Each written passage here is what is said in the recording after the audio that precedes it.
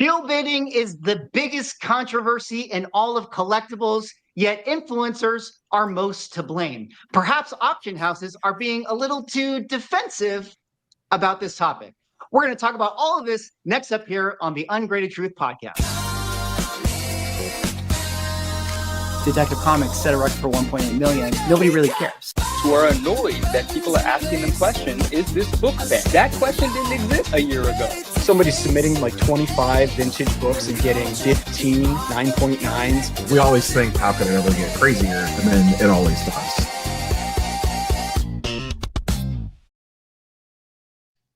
Ladies and gentlemen, welcome back to the Ungraded Truth podcast, the #1 show in the world, maybe also in the entire universe. We can't disprove it, so we have to assume that it is true for right now. I am joined, of course, as always, by the fine gentlemen on the panel. We got Ryan, Automatic Comics. We got Rob, Neo Cards of Comics, and Manu, the 99 Newsstand. Gentlemen, we did it. 3 episodes. Look at us now. Who could have imagined that we would get to this milestone? We get syndication now, right? I mean, I think that's what happens after 3 episodes. I'm retiring after tonight. I think this is the time where we win awards. We get nominated as the longest running podcast of all time, the longest running YouTube show. And on top of that, we also have the fastest growing YouTube channel in the world. Last week or 2 weeks ago when we talked about it, we were at 81 subscribers. Now we are at 361 subscribers. If you do the math, that is an increase of 10 million%. And it's pretty impressive. But we still need people to go over there, subscribe to that channel, because when we do videos and we post it on our normal channel, we get 17,000 views. When we post it on this channel, we get 87. Thanks, YouTube, for nothing. So go over, help out this channel, and go sub it up. So there you guys have it. But before we kind of get into the show, gentlemen, just how are you guys doing another Saturday night? What's going on in your worlds?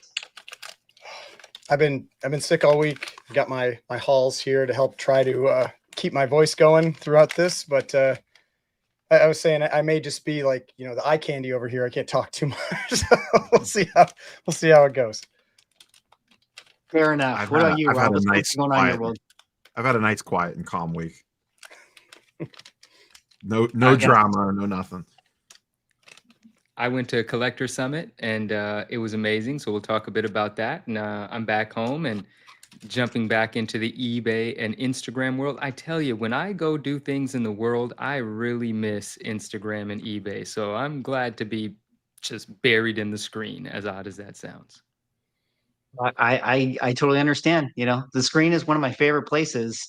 But it is cool that you got to go to Collector Summit, because we got a few pictures of you at the summit that we're going to talk about. We're going to get your download overall from the show, which is going to be cool to hear about. But before we do that, I have to say, Manu, your audio sounds fantastic tonight. I don't know about how everyone else in the chat feels, but this is really, really dialed in. I hope that is an honest review, and we'll wait for the chat to chime in. And Mighty Comics Lawrence, he's with us. I'd like to say I did turn up the gain. Nice. So that's the biggest news of the week. Is Manu figuring out his audio. No longer going to get hassled in the chat. No, it's absolutely still going to happen. I mean, someone has already started. Cosmic Trekker, what's going on? It's true. Maybe it's too loud now. You got to turn it down. Well, we no longer have to shill bid Manu's audio. It will truly sell at its market value from here on out, which is incredible to hear. No more shilling. That's terrible. Oh, look at this. I was the only one giving him the ungraded truth about his audio. Loving CGC books. Yeah. Well, speaking of shills out there in the comic book community, here's the biggest shill. Manu went over to Collector Summit holding up a Superman #1, the Fantastic copy. Manu, you were there. You were the boots on the ground of everybody on the show here. How was Collector Summit? Give us the download. Oh man, I am going to sound like a shill here. It was fantastic. I mean, from my personal perspective, my purpose for going was to meet so many of the people that I speak to regularly, but in person. And I love the idea even the way it was described to me years prior, like an intimate show, right? Focused on the collector. I don't go to cons. I don't do too much of the like overly excited sort of thing. And so I was excited about coming to this, and it did not disappoint. Now, I spent very little time looking at actual collectibles because my own like energies were tied up in other things. But the golden age was on display from wall to wall. People were buying, people were trading. There was like trading tables set up in the center where collectors had brought their own inventory to use as trade bait or just to show off. And there was an original art dealer that was representing there. There was one. It's Bashara, Nostalgic Investments, good friend, great guy. I had great conversation with him, and he brought. I mean, I'm not familiar with all of these covers, but there was millions of dollars of artwork on display just brought by him and his establishment. And his friend Mark was helping him there as well. So shout out to the two of them. Great conversation there. I saw some people that we all know pick up some big pieces, six-figure deals right in front of me. Some things that I can't speak about, wait for them to share them. But one of our friends, Arcs Collectables, Brian, he picked up a beautiful Bagley piece, this incredible splash of Venom. Hopefully we show it later, but shout out to him and shout out to all of those deals that I watched go down, both in books and in original art. And then just the conversations taking place in this environment. It was such a welcoming environment. You could walk up to anyone, familiar faces, introduce yourself, tell them who your handle is so they know who the hell they're talking to. And everyone's like friends, but in this physical space together. Now, I only was there for the actual main event day. I didn't realize that the day prior, which was kind of told to me as the tour of heritage, the preview day, I didn't realize that that's kind of a main event as well. So next year, I don't think I'm going to miss that day because everyone had a lot of amazing things to say about the tours. And I kind of want to see what the facilities a different like. Ticket, right? It is. It's a different ticket. Yeah, a different ticket allows you access to both days, and one of the tickets, of course, allows you access to the main day.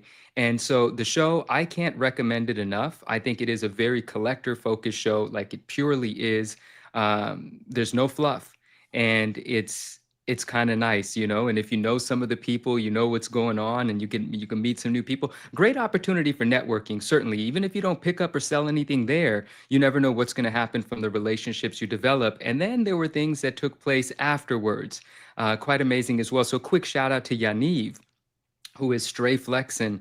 That's his handle. He invited some people to his place for a get together afterwards, and what an amazing home. What an amazing collection. The place is a museum. Shout out and thank you for the hospitality. But so really quick, that is sort of the quick synopsis. I recommend it. Great show. I'll certainly be attending again. It was fun. Yeah. Well, this is the Mark Bagley piece, right? That Art picked up. So big shout out to him. That's pretty awesome Venom splash right there. Incredible page. Incredible page.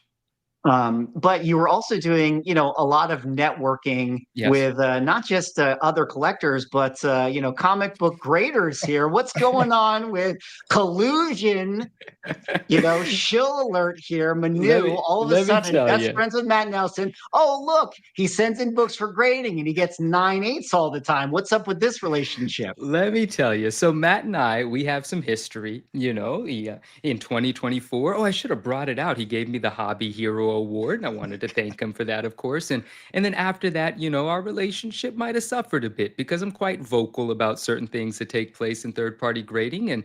And what I wanted to say to Matt when I saw him here, this was my first time seeing him in person, and I pulled him to the side shortly, and I said, Matt, I just wanted you to know that I have a great deal of respect for you, right? Like my opinions about things aside, when we see each other, I don't want things to be weird between us. And he was he received that very well. And I paid him some compliments and just told him, he is an inspiration to me. He's done a lot in this collecting community and in this industry and in this space. And I just wanted to, say hello, give him a hug, shake his hand, and then we smiled at the camera and took some pictures, and I think that was fantastic. So shout out Matt Nelson. He seemed to have a great day there as well. Tying into that real quick, that original picture that you put up holding that 7-0, this has a bit to do with CGC and Matt as well. So if you don't mind, I'll talk about this a little bit. So this, of course, belongs to Darren, Fantastic Collection. And prior to me arriving in Dallas, Darren had posted something on his Instagram page saying I'm gonna butcher what it said exactly, but it said something along the lines of, when Matt tells you to bring your book to Sarasota for a potential of a bump, you get on a plane or something like that. So I saw Darren and I yelled at him from across the room, and I ran over there. I said, Darren, what's going on with this 7-0? Like, is a bump in the bag? Like, what's happening, right? And I imagined as much, but I wanted to get confirmation from him. Obviously, you heard about and saw the 9-0, and here's that picture. And he knew that Matt Nelson was going to be there, so of course he brings the book for review. And Matt looked at it, and Matt said, "There is a possibility here. Bring it to Sarasota." So I, just like Darren would, I would absolutely be bringing that book to Sarasota. Then Darren said, "Have you seen it?" I said, "No." He said, "Do you want to?" I said, "Yes." He said, "Would you like to hold it?" I said, "Absolutely." Pictures were taken, and I couldn't be more pleased. I did not realize that that book is like, I knew it was a lot, but I didn't know that it's millions and millions and millions and millions of dollars. So that's very freaking cool. And I hope it does get a bump, because that'd be a nice feel-good story. And I spent a bit of time getting real intimate with that 9-0, but that's a different conversation. We'll talk about that later.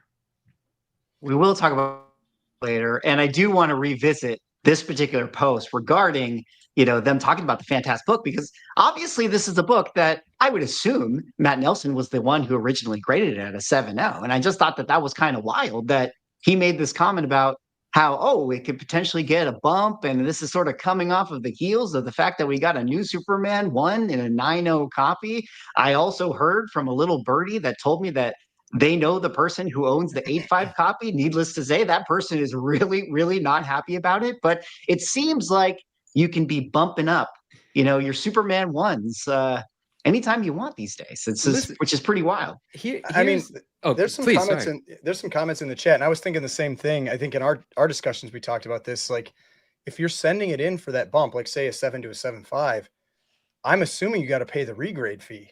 They probably get a deal, like either the 20% off or 25% off. But best case scenario, it's still 3% of value. And if that's a $3 million book, you're paying a lot of money to get that book regraded. Like what, 90 grand or something like that, like to maybe add half a grade. Like that's a serious deal. So I'm curious if that's how that works, or if like sometimes with these like really high-end books, if there are conversations that are had, where it's like, because certain grading companies, maybe they want to have that book in their case, like they'll cut a deal. I always wonder if there's like little like conversations that get played out, because I could see it happening. And I honestly, I wouldn't even have a problem with it if it was, because I would understand wanting to have, your grader's name on, wrapped around that book. I'd like to speak to that, but in a very friendly way. I don't want to get myself in a bunch of trouble here. I got some new friends, I want to keep everyone happy. There's no pulling. There's no pulling punches. This is the ungraded truth. Okay, damn! I should have just kept my mouth shut. I set myself up for this. Yeah. Okay, well, what I'll say, and we'll get it's further not the crack into and this. press truth. That's true, right? This is what's funny? It's a tagline that I never even mentioned to either of you guys, and it occurred to me, and I just never said it. The name is The Ungraded Truth. The tagline is this: the grades are subjective. The truth is not. Hello? We got merchandise, guys. We got merchandise. Again, we this channel's going to blow up. We're blowing up. The number one show in the world. Sub it up. We got merch coming as well. Okay, anyways, you were saying. So before we get into the nitty gritty of it, there is something that is quite obvious, and I don't think it's obvious to everyone. And I know it doesn't feel right to everyone, but we live in not even the larger world. Forget that. But in this community of high-end collectibles, wealthy players, very successful businesses, auction houses and grading companies, people that have been in the weeds of this thing, building this market out for 30, 40, 50 years. These guys and gals know each other. They have relationships, and there's certain privileges, it's unavoidable. And there's certain fun that they can afford to have, and the rest of us just kind of watch and say, that's unfair, or how the hell? Guys, we just got to accept it. Not everything is black and white. Not everything is by the book, well, pun intended. But things happen, and certain people just look at it like kind of a game, and it's kind of amusing right now.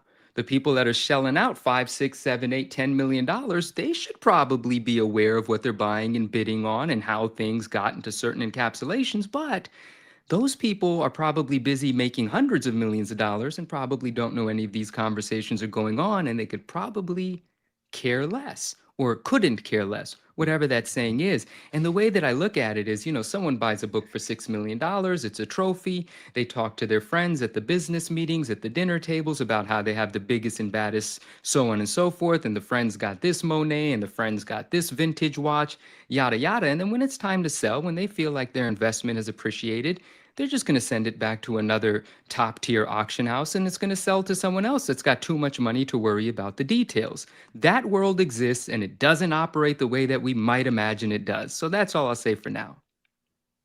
You're going to have to repeat those talking points and say it a little bit more as we kind of lead into our main topic of conversation here, which is, of course, this concept of shill bidding, defensive bidding, everything that has been going on, the biggest story in collectibles right now, which if you guys don't know, I'm going to read off a little bit of this Collect article that says shill bidding controversy sparks debate in the hobby being more in relation to the sports card world. Rob is certainly going to weigh in when he can, but if he sees laser pointers on his chest, he's going to not be able to talk. So we will pick up the pieces of that conversation.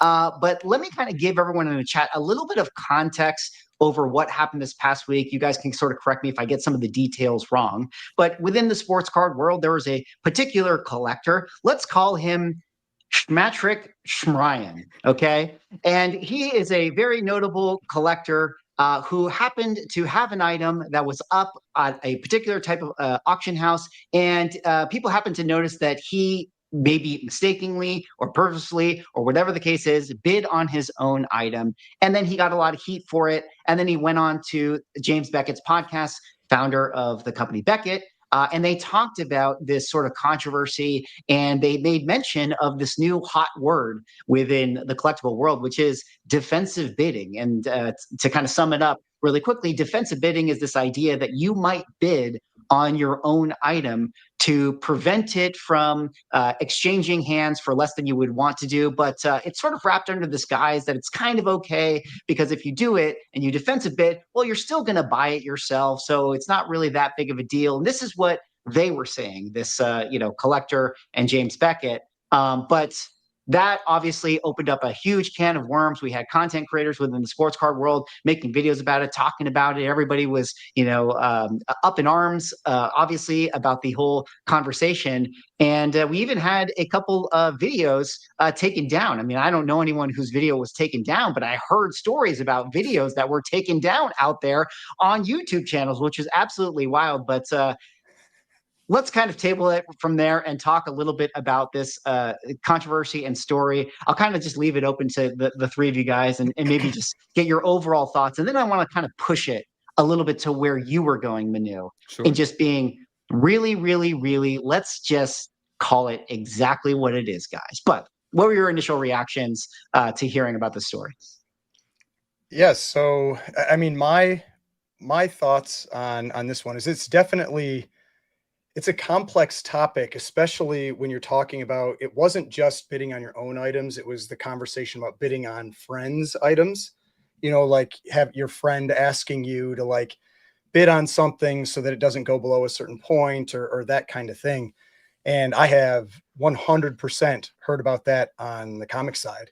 Like I absolutely know that happens. And so like, it's not like, we know it's not just cards, like that stuff happens. And that's where I feel like it gets gray. Like to me, like bidding on your own item should never be acceptable. Now I am aware that some states it's actually allowed, like some auction houses, if they're placed in certain states, you can, other places it isn't. I feel like it's one of those things where maybe it almost all depends like what your line is. And to me, like my line is you can't bid on your own stuff. Now the bidding on your friend's items gets a little trickier because it's like, to me, that's where intent comes in, because if your friend asks you to bid and you wouldn't have bid beforehand, you should not be bidding on it. But if it's something like an item that you wanted like there was a like one of the pieces of art I bought recently, that Absolute Wonder Woman 4 cover. After I bought it, I was like telling my buddy about it. He was like, "Oh, that was mine. I didn't even know it was his." Hmm. You know, it was a piece of art that I saw and I was really interested in, and I bid on it and I won it. You know, and so it's like, if you were going to bid on something beforehand, regardless, like then I think like there's no problem there. But once this kind of like, you know, it's, if someone's asking you to do it, it's no different than themselves doing it in my mind. That's kind of how I look at that. I want to ask you a question along those lines, that because you just said something and it made me think of something. Now, what if you ask your friend to do it and you say to your friend, now, brother, if you end up buying this thing, it's yours. So be happy owning it. Like, you know, like talking about the intent. If the intent for the person that is bidding on your item because they're supporting you as a friend, but if they fully intend to pay and take ownership, is there some crime there? I still, in to me, it's still wrong. Like if you were not going to bid on it on your own, like of your own volition, then to me, it's something where you're effectively bidding on it for that other person. That's just how I interpret it personally. No, I get it. I think there's a no. It's just interesting thoughts occur to me because advertising is also influencing people to do things. What if? Well, no doubt you're trying to get people to promote and bid on something. But I guess where the gray area is like, yeah, in theory, Manu, if you have an item and you're like, hey, like Mickey, you want to like bid on it to like kind of just help it or whatever. Like I know that if I bid on it, like I'm going to pay for it because if I end up winning it, because I don't want my account with such and such auction house to like get canceled, right? Like I don't want to Right. like not actually pay for it. So I know that I'm at liability there. But I think it is in a little bit of this kind of weird gray area thing where like even if I bid on an item, and let's say it's like, there's still 14 days left in the auction, it's not anywhere close to being sold. Frankly, if I won your item at that price, I'm going to be really happy because I'll have a lot of equity in it, because typically it's like maybe the price hasn't gone there. But so there's no sort of harm in that sense. And we've all done kind of these joking, like, hey guys, let me bid on the Superman one when it's $30,000. Like, and that's kind of a fake bid, although I'm going to pay for it. But it does, in effect, create a perceived demand for an item that maybe isn't there. Because there is still this element of like, oh, look, like this thing already has 15 bids on it. Like, which like maybe for the person that wants it is giving them this idea that this item is in demand. So there is still manipulation that is going on with it, even if it's really friendly. And I say all that, and I'll finish out by saying, and yeah, and this happens all the time. So It does. like, It does. Well, and there's friends like do no this, way to ways. police people do that. this. Like Yeah, it's you can't impossible. police it, Like right. you can't police like a friend's account. Like I mean, it's not going to happen. Now I know I saw comments in the chat, and I am aware of this, that there are like a number of auction houses where they have it set up that like if you have listed the item with your account, it blocks you from bidding on it. Like that's their Right. way of preventing you. But like it's still like if you have a friend's account that's bidding, like it's not preventing that. So it's like No. you can block only so much, and and like it's unreasonable to really expect more policing than that. It's a world that we live in, and that's in that situation. I think one thing that's interesting, and I'm just trying to figure this out in my head. I want to say really quickly, bidding or having someone bid on something or bidding on it from a different account, and then you end up with your hand in the cookie jar and you don't pay for it. Absolutely no two ways to look at that. That's completely wrong. Like that's the definition of, the worst case scenario. But this idea is kind of I like talking this through. It's almost like I feel like you're visiting a different country, you're going through customs, and now you're being asked all these questions. Why are you here? How long are you staying here? Like, are we supposed to now start questioning the bidders? What are you bidding for? Do you actually want this? How many of these do you own? What's your intention here? Like, how do you define someone that's rightfully bidding on something or not? The money is green. The auction houses just care that it gets paid for. And what you do as the promoter of a listing to get as many bids in there is kind of what this whole thing is about. Even the auction houses call up their client list and say, hey, this is really low right now. If you get it for this price, it's a steal. That client might not have considered buying that prior, but now that you've said this $50,000 item is about to go for 25, get a bid in, you've got equity, you've motivated this person that might not have bought that to bid. That is still a standing bid, a legitimate bid, and the money is still green. I'm just asking questions. Yeah, I know, and that's What do you one think? of. Oh, sorry. Go ahead, Neil.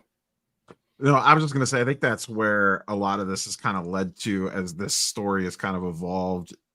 I think this has shined a light on, I'm not sure a lot of folks fully understood, myself included, exactly how much nonsense is in the auction house terms and services on like what is actually allowable and some of the stuff that they are actually doing.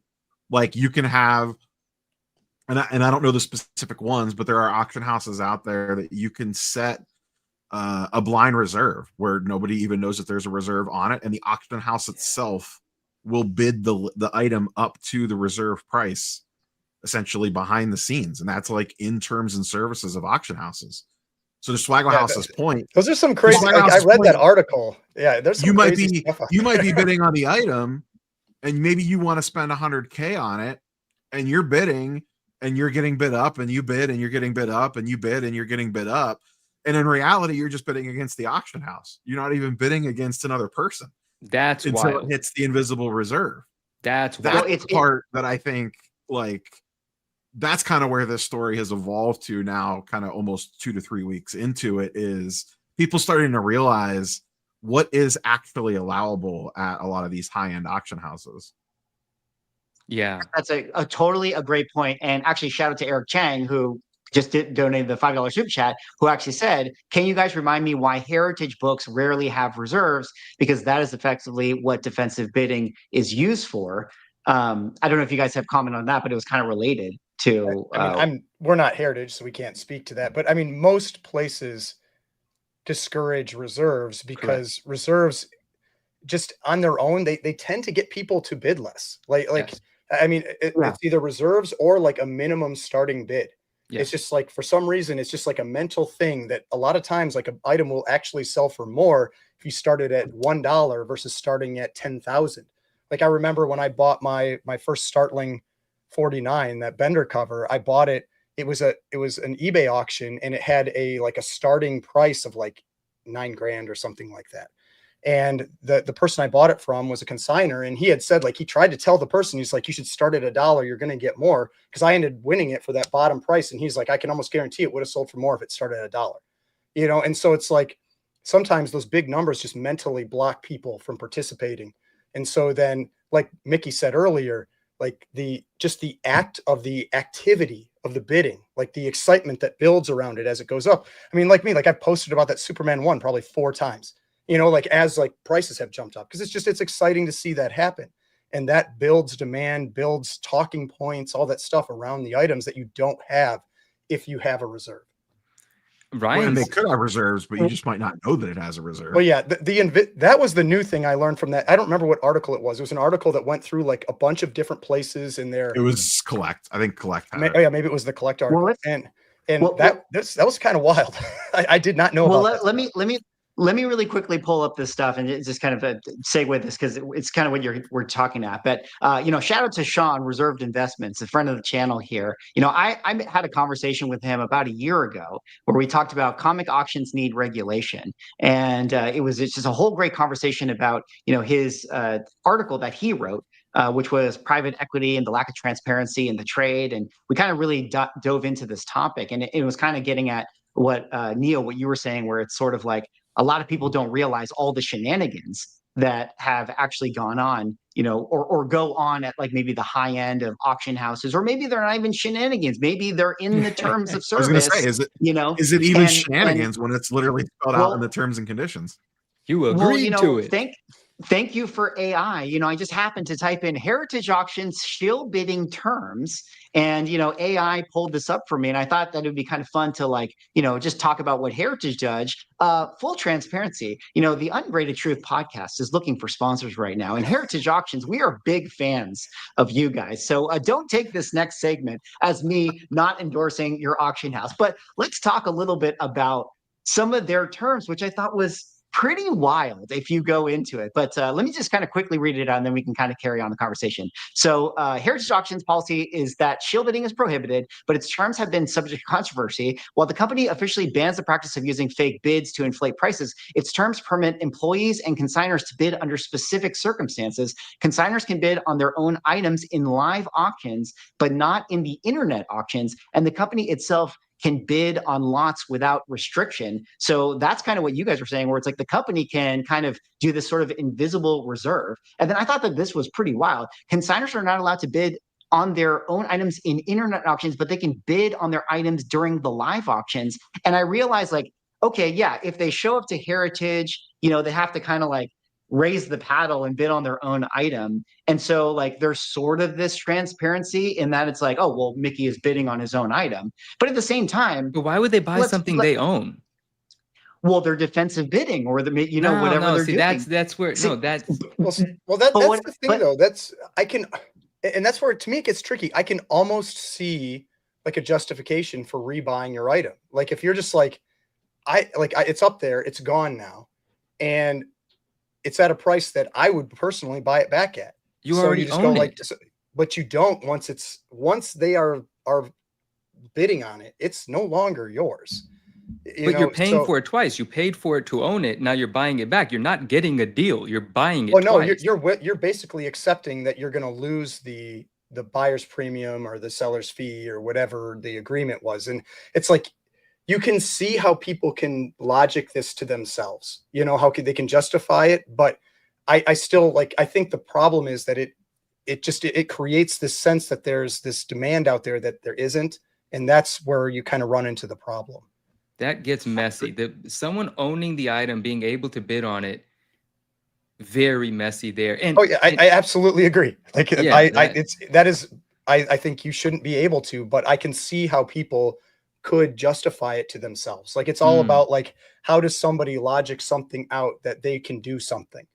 yeah. And it's like we were talking, or I had that video recently where I was talking about like married pages and things. And there are plenty of people out there that think like, the item was like all those pages were say on the same conveyor belt. So does it really matter if you use them, other pages from another book to complete this book? It's like it was all there together at one point. And so that you kind of logic to yourself, you're like, oh, then it's fine if I marry these together. Oh, and you make a good point. They're not. It's things like that. It's just like, how does somebody just trying to see it from how someone else might try to justify it. No. Talking it through with you was great because it's something occurred to me, something so simple I didn't realize.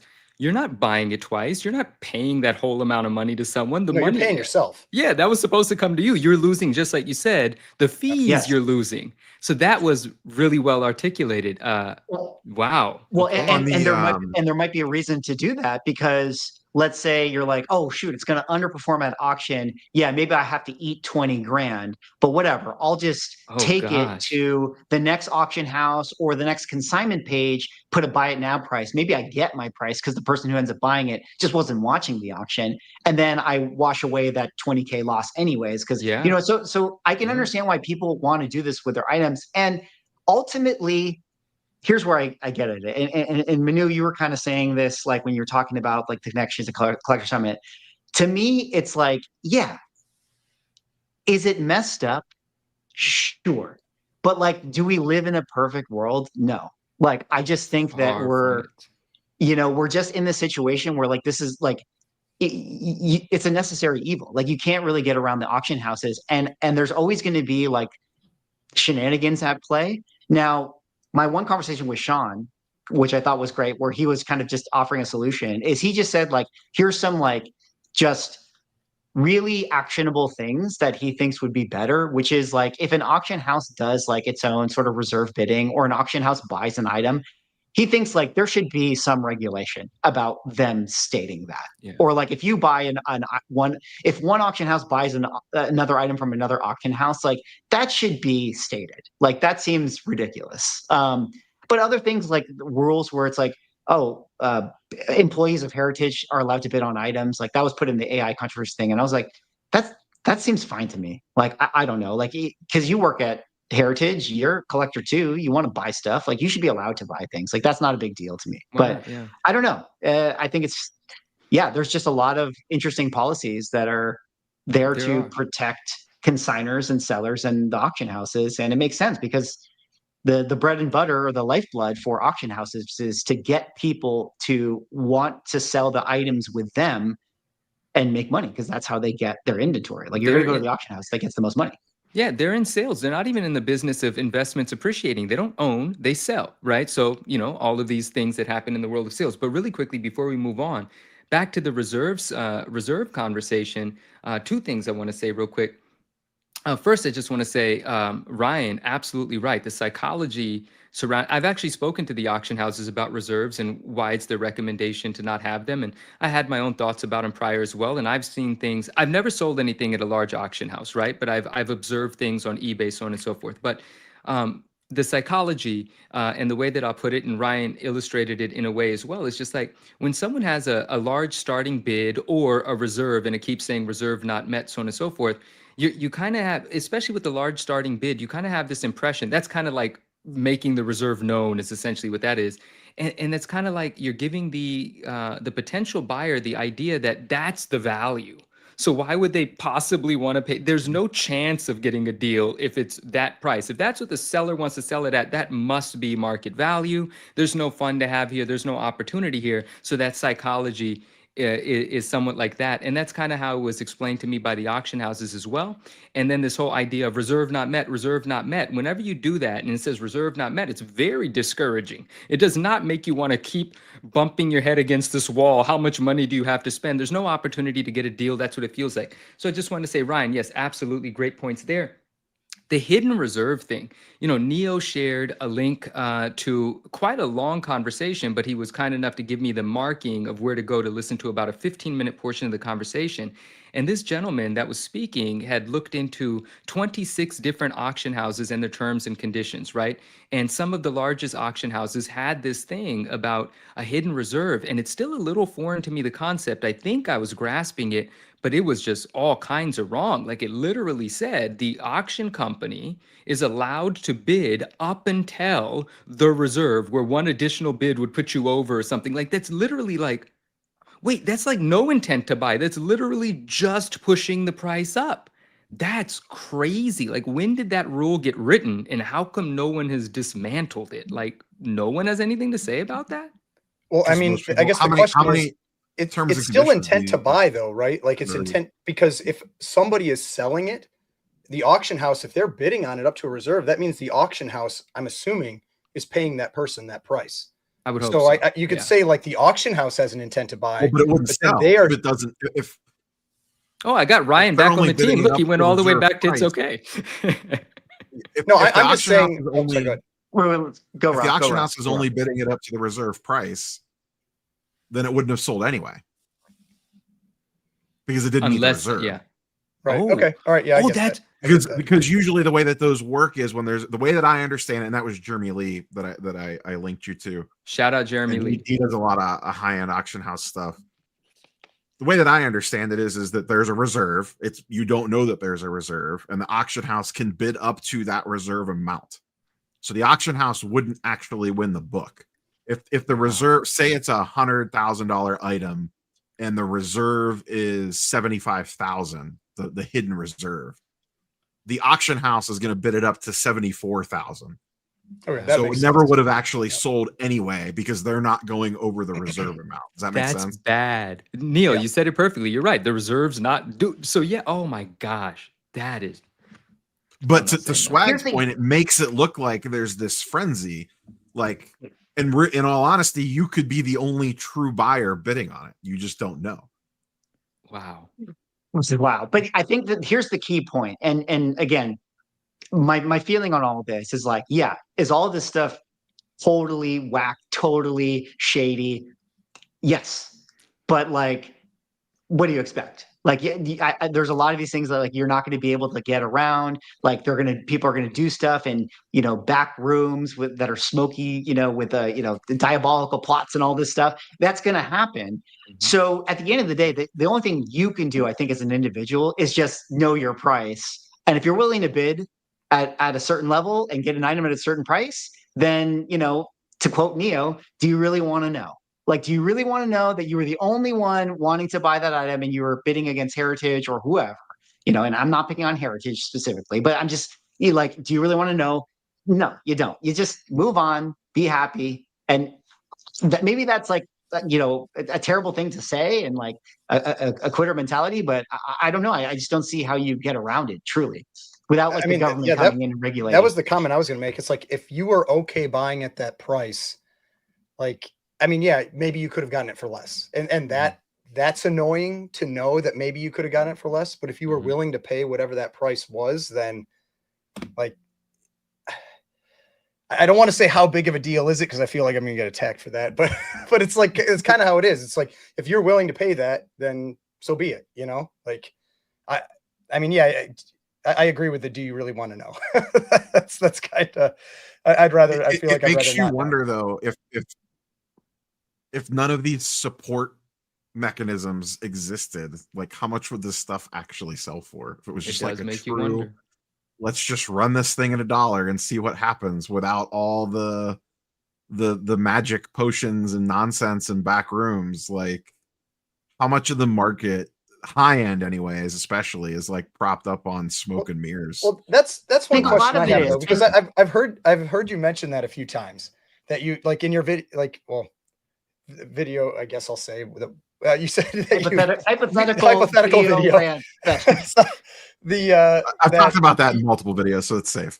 so that you felt like that this is why you're happy you aren't dealing in the high end, because but like, I don't know why there's any reason to think that this isn't in any level of the market. Like having people bid on their own items or friends bid on items. It's definitely not just $100,000 or $50,000 stuff. Like, absolutely, I'm sure like people have friends bid on $500 cards or books, or $1,000 cards or books.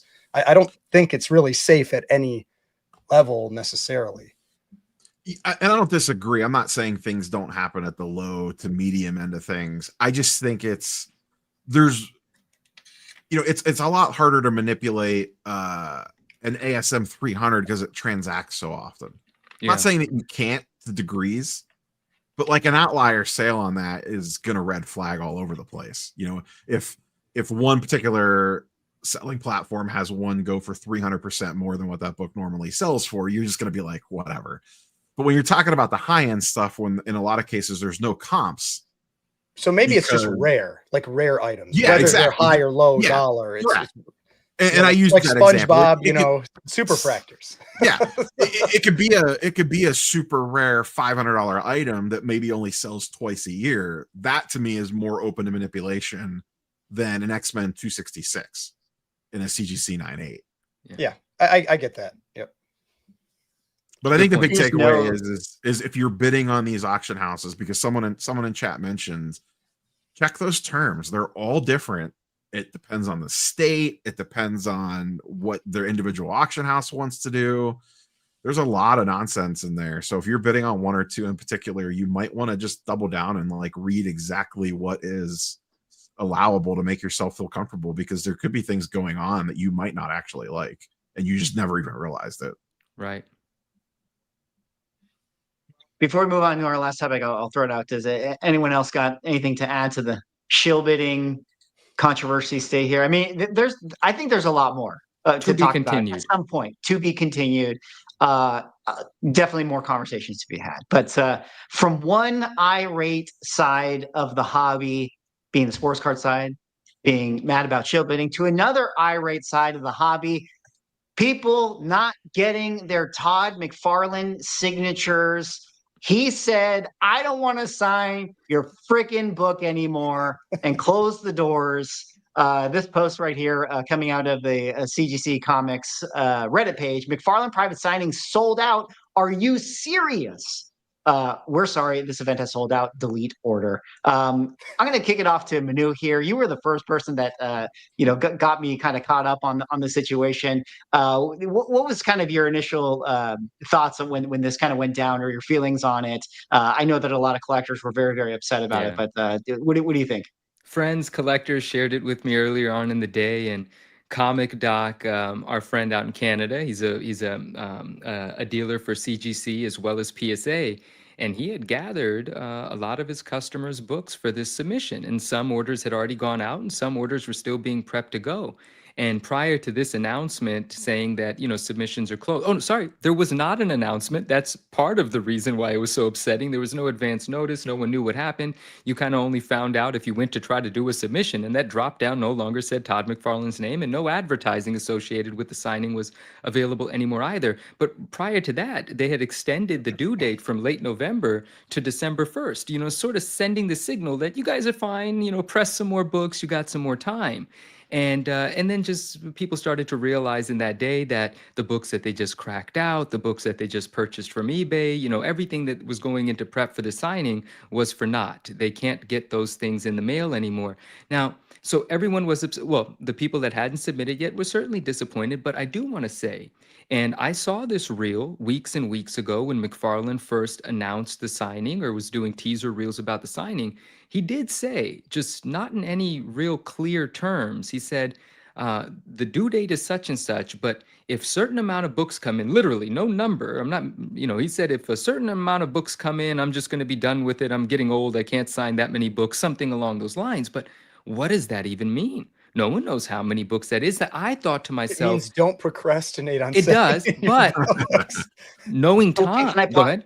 Yeah. Can I pause you? Let me just show this, and maybe the people in the chat can weigh in, and you guys can on the panel here can actually talk about this. But this is CGC's official press report for this, right? This is the article they put it out in October. CGC announces exclusive private signing with creator Todd McFarlane. They're doing all the thing. Todd's a legend. Send in your books, yada yada, all this stuff. And if you scroll down, it says CGC must receive all submissions for this event by December 1st, 2025. So must receive by December 25 to allow for international submissions. If you're international, you got to put it in by November 14th. Important. Only a limited number of signatures are available for this event, so get your submissions sent early. That's the only note. Granted, it's bold. Yeah. And it's not very specific. They even say that it's important. Important. Only a limited number of signatures, and then that's really it. And then if I kind of scroll down, I think there's one other thing. All submissions must be received by CGC no later than December 1st to qualify for this private signing event. No change request will be set. So anyways, I don't know. Is this enough to say? It's very still unclear to me that there's going to be a cap, even though it says important. But anyways, carry on, Manu, or you guys can weigh in. No, I like that you pointed that out. That's important that it's there. It is important. It is bold. But, my impression of it was when I heard Todd say that, I had conversations with people about it as well. I hadn't read it there. I just heard Todd say it. But I thought to myself, Todd's a marketer. His job is to create urgency. Does that really mean they're going to close the doors without announcing it? And so we didn't know what was going on essentially. Listen, guys, I didn't get my books in time, and I didn't have I had a select few items, very unique items, and I was going to take advantage of the opportunity to get them signed by Todd. But I missed the window because I read it wrong. Whatever the tea leaves were, I didn't figure it out. I like Bob Boozle's comment, which is why must collectors be subjected to all this reading in fine print? He's right. And this is CGC. We don't read these comics. We encapsulate books, guys. Come on. We don't. There's no Nobody in comics knows how to read. That's for sure. Oh, God. Where is that comment? Where's Bob? Anyway, shout out Bob. Where is he? Shout out to Bob. Yeah, I felt bad for some of the pictures I saw though, where people had stacks of cracked out slabs that they had broken out to send in, and then you're just like, damn it. But as I saw someone's response to that when they're like, oh, don't worry, he'll do another one in 6 months. And it's like, no, he won't. He does 3 years between these. If he even does another one. Yeah. So yeah, I mean, it's that's rough. Well, you gotta go to San Diego Comic-Con. Well, no, the in-person CGCs, or not in person, the mail-in CGCs were, I think the last one was 2022, and before that was 2019. It's been a 3-year gap. Yeah. And as we all know, even though he goes to San Diego Comic-Con and New York Comic-Con and comic book stores and other events where you could probably get Todd McFarlane signatures, those events are harder to get that nice, sweet, authenticated 10-0 signature in Todd's controlled environment, which again, I'm not going to let this go. This is my tinfoil hat conspiracy. They want people to send it into the signing events, but I got to say, like, it was funny because I had a friend who sent me a picture who was like, listen, he's like, I spent all weekend prepping like windows, Oh, I the gotta signing tell you something. windows to on all these Spawn ones. He had like 20 of them or something. And it was just like so funny. But at the end of the day, can we just call it what it is? Like, if you're a super fan of Todd, you know that you can just go on eBay and buy whatever book you want with his autograph on it. Let's be honest. The people that are mad are all the dealers that were going to flip like 50 copies of Spawn 1. Is that not the ungraded truth, or is that not the ungraded truth? That guy down there. That's what he was going to do. I was going to Just sell gonna be some of the Wizard- stuff. Yes. Wizard one, But, not Spawn. but check this out. Do I look upset? No, I'm not mad about it. There were some things that I don't even want to tell you guys what they were, because eventually I will do it. No one has seen these items that I was going to get signed. I don't care about signings. I don't do signings like that. I don't get all excited and spend all my money for somebody to autograph a book. Todd has signed billions of things. I really don't care. There were some certain unique pieces where I was going to keep one or two for myself and absolutely profit from selling the rest of them. But it is what it is. It's not a big deal, and I'll wait for my opportunity. But something, I don't know if this is worth mentioning, but I'll say it anyway. We're having a conversation, whatever. I'll leave the dealer's name out, but I was on a live stream, and there was a dealer selling a bunch of McFarlane books, and people in the chat were like, but this thing's got canceled, this thing's got canceled. And the dealer seemed to be a little caught off guard by it, but said something interesting. Said, don't worry, if you buy them from us, we have a special relationship. Your books will still be submitted because we haven't sent ours in yet either. And that I thought was interesting. Or maybe they think that, and then they'll find maybe out. They think that's another. The question, or they're just saying that to keep selling books. It could be, which is dirty. I hope that's not the case. I don't know which how this works. Better like or worse. If you had completed your submission form, I'm assuming you could still send in, or is it that if they had? That's where I haven't read the fine details on this. I don't know. So let's reevaluate the very, very specific language. CGC must receive all submissions for this event by December 1st. Right, but so if you can, like, because the person that had that screenshot, that was them trying to create their submission, and that's what got prevented. But if you'd already created your submission, I'm assuming you could still send them in. So it's possible that they have a submission built out for like 500 books or something like that, and they're just like, oh, I'll just plug these ones in here as I go. And they did like one of those generic submissions where you don't even have to put in the content. I don't know if you can do that with Signature Series or not, but they could have some way around it where they've already pre-built their submission and have it completed and just need to populate it with the books. Yeah. I don't know. That's interesting. So if they're doing it based on the submission count, let me just ask you guys, how many times have you guys created a submission but not followed through? Because I've done that before. Exactly. Many times. Exactly. But they may assume a percentage. They're like, we assume 10% of these we won't get, or something like that. Yeah. Or now all the people that have them ready, they're like, oh dang, I'm going to send them in because now my McFarlane signatures, at a premium or something like that. Or they'll sell their submission. But shout out to everyone that got them in, because they're all going to get full Todds. Todd was very adamant about saying no one's getting a T dot. They're all getting full Todds out of this. Yeah, he said that. Oh, wow. Man, they should have been sending them in then. And you guys get a shot at the custom scroll. He did the vintage custom scroll, unlike the more modern custom scroll label from the last time. These things, even though I'm not big on custom labels, those Todd scrolls I'm big on. This is cool for you guys, and congratulations on getting your orders in. Yeah. Well, shout out to the people out there that want to get their orders in and really dive in deep to the signature game, because CGC recently came out with their new feature, which is the Signature Series Breakout. I thought we could just quickly touch on it and see if you guys had any thoughts about this. If you guys don't know in the chat, now CGC in its pop report has the ability for you to click in and see how many of a book was signed by which person. So here I have Amazing Spider-Man 300. If you click into the signature series, you can scroll down and it'll tell you exactly that Al Milgrom has signed 6. One of is a 9.4, one's a 9.2. Andrew Garfield has signed 5. Only one of them was a 9.8. Maybe that's the most rare collectible to own. And of course, Todd McFarlane has signed 5,023 CGC. That Amazing number Spider-Man was 300s. crazy to me when I saw that, because like that's an eighth of all the graded copies. Like that's crazy that 1/8 of all ASM 300 graded copies have been signed by him. I'm curious what the Spawn one is, but click on that Todd McFarlane, because there was something else that was really cool in this that maybe leads to what could be a potential future update. Then click on Todd McFarlane again on the top, and now you get the page quality breakdown. Oh, that's nice. And so like that's something we've never had before. And so I'm Cool. wondering if we'll eventually get that on Universals, because I thought that was a really like that's a cool addition, because that would be real. Now, granted, I know you have resubs and all that, so it's not going to be 100% perfect, but there are certain books like Amazing Fantasy 15 where I know like the white page copies are considered to be super uncommon. And so like that could be something that really helps like drive interest and value and whatever else in certain, page qualities on books.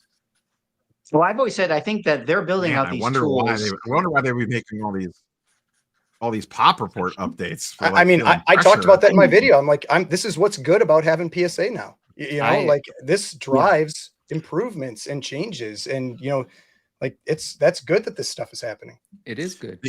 The interesting thing that we know, or at least we've been told that PSA is going to do, is tracking newsstands from the get. And Mark Jewelers, everything's broken out. Yeah, all that little like edge case stuff. And I don't know. I wonder if CGC has that scrolled away somewhere or not. I don't think they do. That's what's unfortunate, is that even though they started recording like that note of newsstands, everything like 20 years before that doesn't have it. So it's hopefully they start, PSA.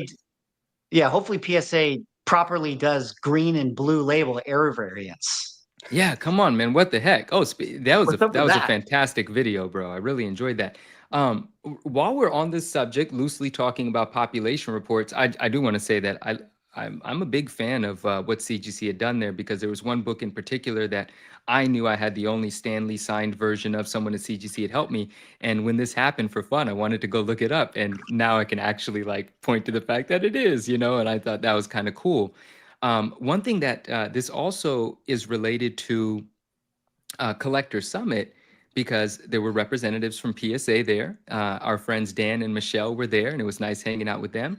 And they had some conversation with Matt Nelson as well. And the two companies were playing nice. And I'll tell you something new that emerged from that, and I think this is pretty cool. It's not the biggest headline, but to me, it's a strong benefit to the collecting community, and it's going to preserve the integrity of the census or the populations, at least help preserve the integrity on both sides. So they've come to an agreement, because there's crossovers happening on both sides. PSA books getting crossed over to CGC, CGC books getting crossed over to PSA. Now, we don't want the labels to end up in the trash. What we want is for the labels to be collected and sent to the companies that the slabs were crossed out of. I don't know. I saw that video. They put that label like right they in the did, trash. and that's what started this conversation. And so they've come to an agreement that if a crossover comes in, they're going to collect the labels, send them back to the rightful grading company. So the grading company that originally had the book encapsulated will be able to subtract those cert numbers from the census, from the population reports, and keep them honest. So I really appreciate that arrangement and agreement that PSA and CGC have with one another, where the crossing over and cracking out's not going to stop. But if it happens in-house, they are going to send the labels to the other company so that the companies can update their population. So they're playing nice. They're working together. I can dig that. Cool. I won't segue yet to CGC versus PSA on that note, since where they're playing nice. But do we have any news of other companies, other potential pop report to share? Very soon. No, it's the same news that Neo had for us. It's very soon. What is the news? Are we allowed to say it? About the population report? I think just that that's hopefully very soon. No, yeah, I was excited about that relationship, about the actual labels getting exchanged. Like that agreement was kind of what the tidbit is that I wanted to share. But in terms of the population report, there are some cool things developed, but I am not at liberty to speak on that. All right. Well, from that story on to the next one here. Shout out to Dave from Comic Book Investments, who had his recent collectors auctions, massive PSA sale, which included the X-Men 266 10.0, which was the feature book that we talked about on last episode's show. At the time in which we talked about it, it was sitting at $8,000. A couple days later, it ended up closing for the whopping price of $10,001. Shout out to Key Collector, who I'm going to use their article here, which they compared the red labels of PSA to blue label sales. We're going to talk about the X-Men 266, but I'm also going to just do a quick Control F to show you guys the difference PSA, meaning when I do difference PSA Control F, you see it pull up difference PSA, meaning that this particular book outsold the CGC version by $5. And I can go to other ones. This particular book outsold the CGC version by $413, and so on and so forth, amongst all the auctions here. Just to make it clear, difference PSA, 7 things pop up. Difference CGC, 42 things pop up. CGC to the moon. CGC outsold PSA 42 times in this article. Now, let's give it a little bit of copium here for PSA. This is Dave's auction house. I don't know if Dave's auction house has the most eyeballs. No disrespect to his auction house. It's a wonderful, platform. It's not going to be able to really compare apples to apples, say, against like the most recent sales of, say, an eBay buy it now or a heritage auction sale, which is effectively what the Key Collector article is doing. But this kicks off our whole conversation about CGC and PSA, and maybe we can start with the X-Men 266 sale, which sold for more than the CGC one. Anyways, I'll throw it to you guys to kick us off. What do you guys think about all this stuff? I watched Ryan's video on this that he did right after it all ended, breaking it all down. And my big takeaway is, and I'm looking at this through the lens of cards. Yeah, I mean, PSA underperformed more often, but I still actually think it was pretty successful because they weren't really that far behind in most of them. Correct, Ryan? There was a few that were like, they got their asses kicked, but generally speaking, the average was about 15%. That was to me, that seems fine, because I'm used to cards where I look at a PSA 10 and compare it to a Beckett 9.5 or even a CGC 10, and there's like a 40% difference in that price sometimes. And I know we talked about this some on the last one, where I do feel like, at least with comics, you don't have, like, most of these books that we're selling were like, anywhere from, like, say, like a 5 to a 9. There weren't a lot of the like 9, 8, 10. I mean, I'll say like the X-Men 266 was an outlier. Like, to me, that one performed exceptionally well for what it was, the PSA 10. But like, when you're looking at a book like through a slab, you can do a pretty good job at assessing the grade. And so you're not going to really, I feel like you're not going to have that much difference, because somebody can make the assessment and go, if I buy this, I can crack it out and resubmit to CGC and get whatever grade. And whereas with cards, when you're talking about a 9.5 versus a 10 and all that, it is near impossible to make that assessment from looking at a picture on a screen. And so, I mean, to me, like, I still don't think PSA did bad. I mean, I think it was a successful auction, but they did underperform. I mean, and there were a couple that were bigger, like the Giant Size X-Men one was definitely a big underperformance. It was like $1,000. Like, I assume the person that bought it's already cracked it out, but yeah, that one there. And so, I mean, yes, I don't think it was a bad sign or anything. I mean, I'm cheering for PSA. Like, I want them to hit those numbers, because you want this competition, because that's what gives you improvements on both sides. So, I mean, I want them to do well, but I do think it was about 15% on average that they underperformed from what I saw. Any of you guys have other thoughts about these particular sales? I mean, what do you make of the fact that, like, again, I mean, it's not quite apples to apples, although we do have some comparisons when Heritage sells a a PSA book, because again, this is a smaller auction house. So smaller auction houses, I think, are always selling under market anyways, even in CGC cases. At least that's kind of my experience. But I don't know. Do you guys have any other thoughts about this? Yeah, I think what you're saying is reasonable. I mean, the size of the auction house and the visibility is certainly has some potential of affecting, the values that the books bring in. But I also, it's just the beginning, like PSA's putting up a good fight. Things are doing well, even though everything's not matching or exceeding CGC yet.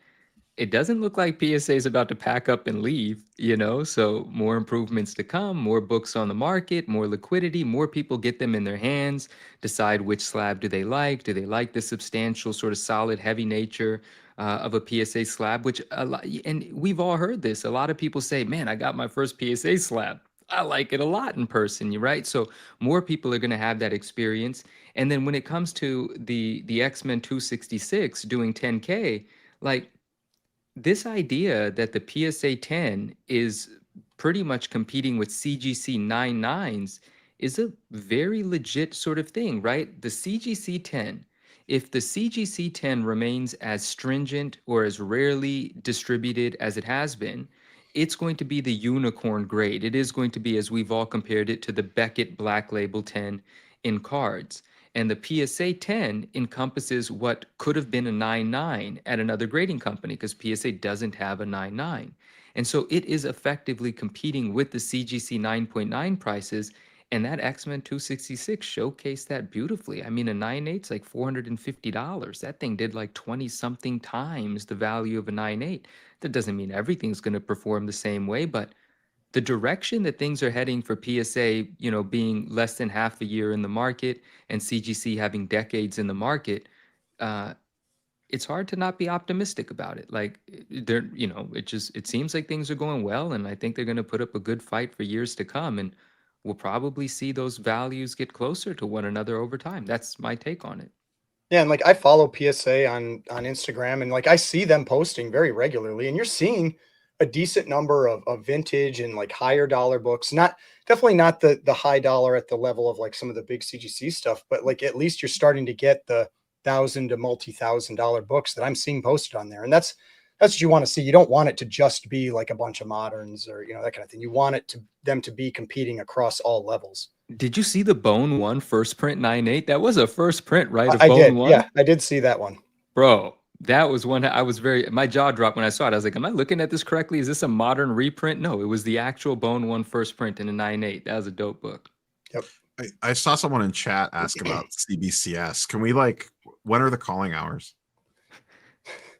Like, are they like, I mean, like, I'm half joking, but like, are they just, when's the last time they posted something on social media? Like a week ago, they actually did. It was about a signing, and I thought of Ryan when I saw them looking post. for their booth that wasn't at New York Comic Con. Like, yeah, I mean, they're performing about the same right now as PSA, but I don't consider them the number 2 anymore. I automatically consider PSA the number 2 just because they seem like they're on a growth trajectory, like that they actually have a lot of backing, to try to push things forward. Whereas, I mean, yeah, like we've seen, like CBCS, we just don't see that. You don't see them. Like, if it's kind of like there's a guy that I follow on Facebook, and he was talking about like people made comments. There's like, oh, he's liking his own videos and his own posts, and he's like, hey, I'm the first person to like my own stuff. If I don't like it, why would anybody else like it? And that's the kind of feeling you get from like CGC, PSA, and CBCS. CGC and PSA are out there like creating excitement and hype around their products all the time, and CBCS is doing nothing. And it's like, if they aren't excited about it, why should we be excited about it? Great. I'm the first person to bid on my own books that go up for auction as well.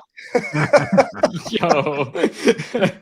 I totally agree with you guys. I mean, yeah, the PSA is completely on the upwards trajectory, even if they never say like get to that, the peak of Mount Everest, in terms of the comic book secondary market values and things like that with CGC, but they're definitely better primed than CBCS. And yeah, CBCS is just, to your point, Rob, like, where are they? Like, remember when we did a show at the end of last year, there was like some article that came out about like, oh, there's new leadership and new restructuring and like some stuff is happening. But it was like this article that was like just you wait. 2025 is going to be the year. And this year has been absolutely just like silence from CBCS. So I don't know if they have I've been trying to tell anything. you guys for years and the chat. Yeah. I mean, so it's just crazy. But you know what's funny about this? Just a little bit of like inside baseball for everybody in the chat here. You know, sometimes I joke with Ryan, you know, about whenever we make a video that's like about a grading company thing, we have like a comment bingo card that is like always going to show up. And a couple of them are like, grading is a scam. You know, I'm done with CGC. But the other one that always shows up is, and this is why CBCS is the best company out there. And it's so funny to me because I'm like, who are the people? Like, I always see you guys posting this. Like, I see the comments. I see that it, like, you know, it might get like 10 likes or something like that. But I just don't know who the people that use this company actually are. But They try to anyways. get the Beckett black or the black labels. I mean, that feels like that's their whole business model right now. It's like try to get, you know, your 10, your black label 10, and that's it. That's actually a good point. That's a good point. I know we're on a different topic, and I know, Swag, you got the show under control. You probably got the next topic geared up, lined up, but it's kind of on these. It's not. It has nothing to do with the grading companies. It's something that I mentioned to you guys, and I just want to mention in case someone in chat or someone watching this has an opinion about sales and recorded sales. Someone was in an eBay live stream watching. You know, eBay does lives, right? So on and so forth, right? And this is a graded book. And these were modern graded books being sold in a room on eBay with 20 people. And then they put up a Golden Age book. And apparently it had a starting bid of, you know, whatever it was, right? Less than $1,000 was the starting bid. And one individual in the room who knew what the book was enthusiastically placed the bid. Everyone else was kind of like, what is this old dusty thing? And the book sold for that amount, which was much less than it had previously sold for. And graded items sold on eBay Lives, even auction format, apparently are being recorded by the pricing services. How do we feel That's about right. Is that? it all of them or is it just Go Collect? I didn't actually get that clarity. I'm Okay. sorry. I didn't actually get the clarity on that. He did send me a screenshot of the sale, and I forgot what service. Did I send the screenshot? Was it Go Collect that he? No, but I think you said Go Collect, so that's why I'm just assuming that's the one that it was. So that's probably the screenshot he sent me. And I just think that's rather interesting because that seems like a very unfair metric, like a closed room. You don't really know what you're buying, or, you know, the audience doesn't really know what it is, and you've marketed it poorly. Should that be a sale reflected and recorded? Just a question. I mean, it's the same reason people on Whatnot don't put books like that up for sale at all. Right. Like they'll have them as their like fixed price, like sitting behind them or whatever. But it's because it's just, you're not going to have the people in the room that are going to make that like a realistic number. People in chat say a sale's a sale. Well, that, to the point though, remember earlier in the show when we were talking about like, you know, what would happen if you got rid of all these like protective, you know, reserves and invisible things and blah, blah. And it's like, you know what? $1 start everywhere, doesn't matter. But let the chips fall how they fall. But do you sell a steak to vegetarians? If you're in a room and you know no one in there's a meat eater, and you pull out a cheeseburger. The other side of it though is like, if it's a huge outlier, it's going to correct itself. You know, like correct for the most part, similar to what Neo said with like, if you have an ASM 300, because every once in a while you see it, like someone paid like $1,000 more than market for some book, and it just ends up being a blip and it comes back. Like, it should, like, maybe you have this low mark on there, but the other people that own it will be like, well, you should have bought that one, I guess. Like, I'm not selling mine to you for that price. Good luck. You're right. You make a good point. Absolutely. Yeah, it's a good point. Well, I think that kind of caps out our conversation about the PSA 10 X-Men 266 sale. Although I did think that this was interesting. If you guys know, the Comic Link featured auction is coming up, and they actually have, look at that, no an X-Men way, 266 99 going up for sale once again. Why do they only sell on Comic Link?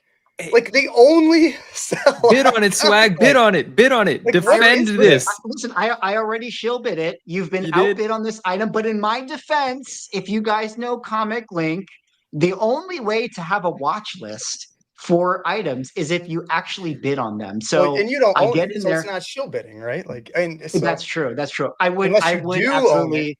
What if his friend Well, asked him to you bid never on it? know.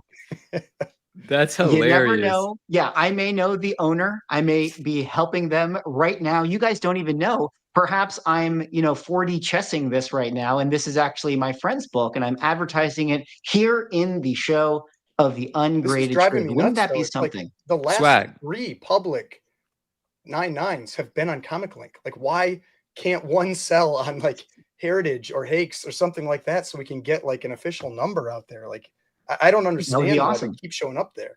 Guys, really quick, big shout out to Donnie Boy McCoy, the real McCoy collector. He's having some health issues. He's going to recover quickly. I want to send some love. My man, thank you for being with us. Hope you're feeling well tonight. Talk to you soon. Big shout out to you then. Yeah, it's interesting. A book I noticed going up for sale, and That's we'll have to amazing. check back and we'll have to see what this one sells for, because now Yeah. that the PSA Tech got the $10,001 price I want point, to see it go for 10,002. Yeah, let's go. Just because that Hilarious. 10,001 was so weird, because the last 9.9 CGC sold for 10,000, and so it just felt so on the nose, that it went for $1 more. But I would love to see this one go for 10,002. Does CGC have a $10,002 marketing budget this month? They've got it. They've Well, got if it was, does if it was something CGC else, Shill they bid their might, own but books?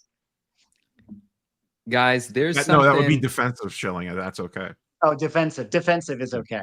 Defensive, offensive, no bueno. Defensive, totally justified. Oh, that- No more? Carry No, on. Next no. topic? yes. Next topic. All right, we covered X-Men 266. There was another book we talked about last week that I felt like we should talk about again this week to give it a little bit of an update, because it's going to sell before we do our next show. And that book, of course, is lo and behold, damn, at it this jumped moment in time, again. the Again. second most valuable comic book ever to be sold, guaranteed. This book will be that. The Third, question right? is it going to be the Third. number one? Well, what's the number two? Because the ASM It's or it's the 8.0 Mile High of this, sold for 5.3. oh yeah, the private sale, schmivate sale, whatever. Okay, but Can we yeah, talk about it's- how Swag's not logged into his Heritage account, so we can't see his bid history on this Well, item? we know what he bid. He bid like 28,000 because he outbid me. Wait, hold on. Yes, I did shill bid this thing. For This transparency. never would have gotten to 4 million if it weren't for you two and your shenanigans. I know. We Listen, hyped it listen, up. you're That's right. two extra You're right. bids on that item, pumping it up. I made people FOMO out at $28,000 when they were like, "Oh no, it's going to sell for that. I better get in on this." Artificial interest, guys. You guys are criminals. But either way, the Superman 1 9.0, 4 days left, so it's going to sell this week. I believe Thursday will be the day. Maybe I'll do a live stream if you guys are around. 4.86 is the current bid. Wow. Which makes this, as Ryan corrected, the third most expensive comic book ever sold. A lot of people are talking about how this book is maybe going to set the record, which of course was set by the Action Comics #1 that sold for $6 million. Guys, what do you think about this? What do you think about bumps in Superman? Maybe we can relate it back to what we were talking about earlier with that Fantastic book getting the bump. I mean, interesting stuff. To me, the interesting thing with this one, and this is why I posted about this one like late last night, was that this book had done nothing for like a week. It had maybe like a $50,000 bid like every couple days, but then all of a sudden, within one day, like within 24 hours now, it has jumped from 3.5 million to 4.8 million, 1.3 million in roughly 24 hours. Like all of a sudden, there was a big flurry of action on this book. And I mean, who knows? Maybe it was because of Collectors Summit. People got to go there and we're seeing it in person. Like, because I'll say like the pictures maybe there that was I a saw, backroom smoky meeting at Collectors that could Summit. be like the pictures that I saw, like in the lighting that was there, it looked better in those pictures than it does in the scan. And so like, now I'll say like the spine still, I have, I have thoughts on the spine, but like the actual like colors looked much brighter when I saw the pictures that people took that were in the case at Heritage. Are we allowed to talk about that? I mean, Manu, you saw the book. Are you allowed to weigh in on this? Listen, it's the ungraded truth, and it's not as though I'm talking about something that isn't real. So forgive me, anyone that's offended. But again, the people spending this kind of money, they're not going to know this conversation is happening. And, you know, Ryan, at one point in time on his channel, was going over this book and he had noticed something towards the lower left of the book. And, you know, he was being kind. He said, I don't know if it's an artifact of the photo, but it looked like there was some tearing or some fraying or whatever word you want to use for what potentially might look like separation at the spine. Now, I had a chance to see the book in person, and I was very curious to see what the spine looked like. But the book was set up in this beautiful column against a wall with another display next to it. So you can't actually get your head around and look at it. But I did take my phone and my hand and put it in between the two columns and take 100 photos just to see if I could get a clear one of the spine. And like I said in the last episode, I have no idea how Golden Age books are graded. I don't know what curve they're graded on, but any book that I've ever looked at, if it had a spine like that, this book would not be anywhere near a 9.0. But again, I don't know what the people that have seen dozens of these books know about these books. Maybe all the spines on these books look like that. I'm not sure. And it doesn't look like it's completely split. It looks as though the cover wrap is like a double layer sort of situation, maybe like a harder stock. And it looks like the top stock has separated along the spine, but you can still see where the spine is actually connected. So this picture that I took of the bottom of the book, well into the staple and well above the staple, the top layer of the book has separated, and you could kind of see cardboard through it, like that color, craft paper color, not the actual color of the book. And if you have that picture and you want to pull it up, we can look at it. Derek makes a good point. Who said? I said Derek makes a good point. He's like, let me stop you there. Number says 9.0. This is true, and that's what the buyer This is a going good to. point. This is a good point. You're right Yeah. there. Yeah, exactly. But Yeah. to your point, I was going to ask you. Yes, can I pull up the photo? You Listen, feel okay? we didn't make it. It was It's the publicly book. posted It's on the IG, photo. wasn't it? No, All right, I did fair not. I never posted this. I shared you this didn't post privately it? only. I had my hesitations and my reservations about this picture. But guys, go ahead and look at it. I mean, so maybe Ryan, you want to weigh in on this? I mean, there's the spine. Clearly, there's some discoloration or separation. I'm not going to say that's a spine split, but the color doesn't perfectly hit there. But for a Golden Age book, is the color supposed to perfectly hit? I mean, there are plenty of Golden Age books that have a perfectly clear, like clean spine, you know, where they wrap around and you don't have that. Now, the thing is, I can't speak to a Superman one. Like Manu said, like, Yeah. there are certain books, and you know, like when you interviewed Matt Nelson, like they talk about like sometimes the books are graded against themselves, you know, like within that book. And for all I know, this is how Superman ones look. Like for one, I mean, all the ones we see, like I think unlike most people, the ones we see are straight on front, straight on back in a slab, because that's, you know, most of us don't have one in hand. And so I can't really speak to if that is standard for this book. But I can say, like, there are plenty of Golden Age books. Like, I mean, my 9.0 Black Cat 50 doesn't have splits, you know, along the spine like that. But it's also, that's from 1954. It's not like it is a thicker cover stock like you have like in that period that you often see. So yeah, I mean, I can't really say how that would get graded, but that's the type of stuff that, you know, you just like as someone who doesn't see those, you know, that level of book in person. I mean, I feel like I can't really speak to it, but it's the type of thing that makes me just like a little nervous, you know, or I would, at least if I was bidding on it, I would want to know that stuff was there. And that's why I said, like, in my video, when I talked about that book, if I was bidding on that book in like a legitimate bidder, not like my $20,000 bid, I would be calling Heritage and I would be asking for pictures along the spine. I would be asking for, you know, all kinds of stuff, you know, as much detail as possible to make sure I'm informed. But also, like we talked about earlier, you know, probably a lot of the people that are going to be ultimately bidding on something like that, it's like a showpiece. You know, do they care? Maybe they do, but maybe they don't, you know, and they want to be able to be like, hey, yeah, someone's, you know, you're like, oh, this is my Monet, this is my Superman one. Like that could be all it's really used for. That's what it Right, is. The but buyer for this book is looking at it that way. And when they're done with it, like I said, when they feel their investment is appreciated, it's just going to go back to an auction house and it's going to sell to another similar sort of individual. But This is, yeah. for Cosmic Trekker's comment, like, I mean, this is the thing, like, I can't agree with those comments where it says, like, if it's not a 9, it's not a 9. Don't tell me it's because of an age. Like, the way I always speak to that is that's like, say that's my opinion or that's your opinion. That's not the grading company's opinion. It's just, that's how they grade. That is the CGC grade or the CBCS grade or the PSA grade. And I think that's what people just need to accept, is that it's not the Automatic Comics grading company. It's not the Cosmic Trekker grading company. You know, it's CGC. And you just have to know, like, this is how those companies assess these books and just move on from there. You know, they're not going to change. Like, that's what they do. And so Golden Age books get graded differently than Silver Age, than Bronze, than Copper, than Modern. You know, it's just, that is the way that it's done. And we cannot like it or whatever, but those are the facts of how these entities grade these books. Absolutely. And when you look at that right there, I don't see a spine split. So do you really want to know what the side of your book looks like? No. You just look at the number. It says 90. It says I have the best copy in the world, and therefore you should pay for it.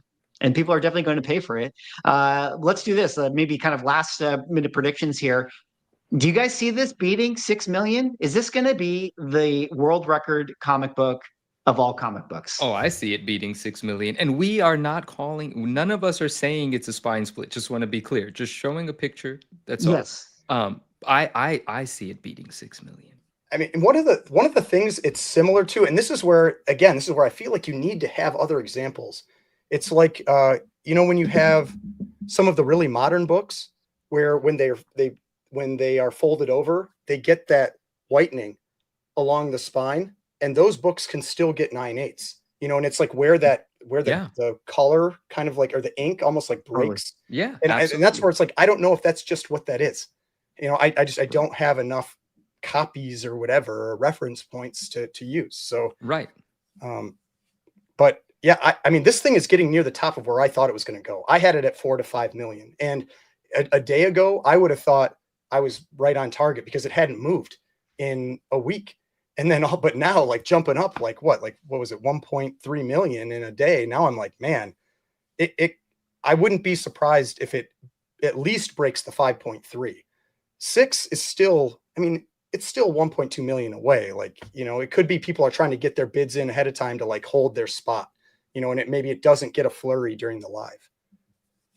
I had the chance to get Nathan Howerton, the founder of Collector Summit, and who works at Heritage, on my show. I had a conversation with him about it, and he thinks that, like, it has a chance to do it. He doesn't know that if it can break it, but he thinks it definitely has a chance. I'm of the mind that, you know, I made the joking prediction. I think there's going to be 5.999999. Like, I just don't know if it's like, this is going to be like the record-setting book. I mean, maybe, you know, all you need is the 2 people. But to your point, Ryan, I mean, yeah, it's still 1.2 million away. That's still a lot of money. So Yeah.